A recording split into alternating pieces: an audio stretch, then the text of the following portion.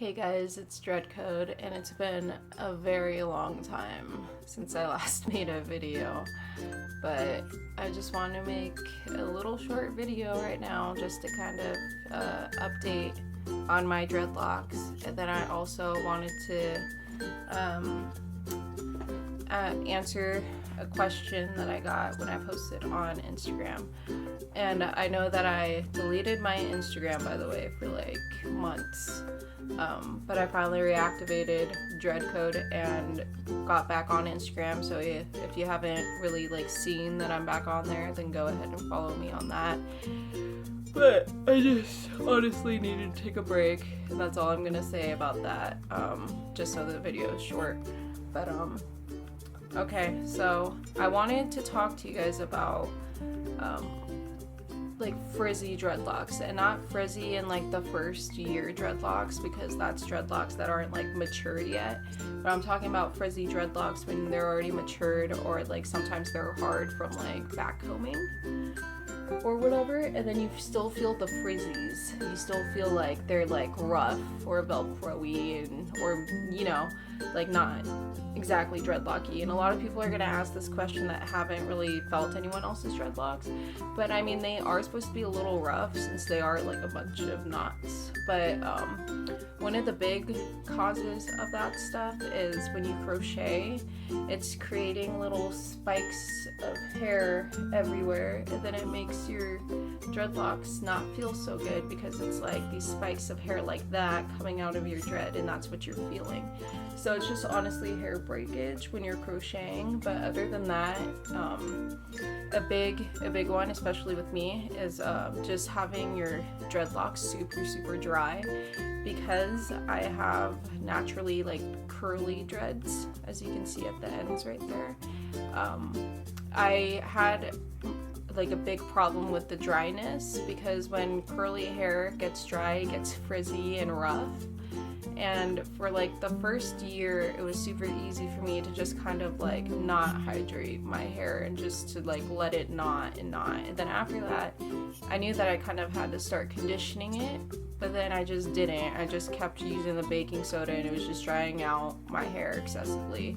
And the lemon and the whatever else I would, sea salt, it just dry out my dreadlocks immensely. And then I started kind of conditioning it after the 2-year mark. I put like coconut oil in it and stuff, trying to hydrate it. But then like near winter time, it would start drying out again, and sometimes it would even hurt like the corners of my dreadlocks because of how like dry it would be.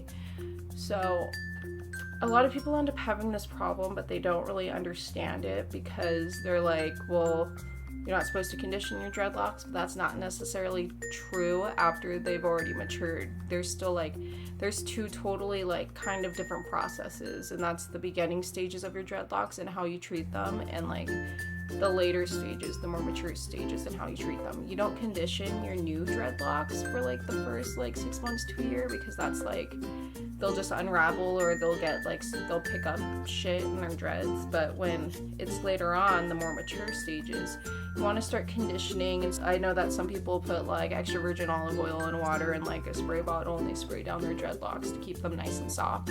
That's mainly what's gonna be your fuzzy problem. And I just started having a fuzzy problem again recently. So I started putting coconut oil in my hair because it's that, and I started getting a lot of split ends because of how dry it was. And I see like a big difference. They're more manageable, because I know that when they're dry, they just kind of like look terrible.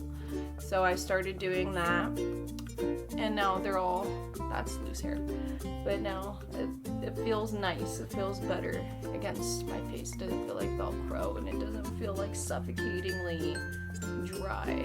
And at the same, like, when you're in the mature stages, it's a lot easier to wash them, because you're so used to washing them the way that you do. And when you do your deep cleanses, it's a lot easier when you like kind of got the hang of everything. So washing out the conditioners isn't that, I feel like it isn't that big of a deal.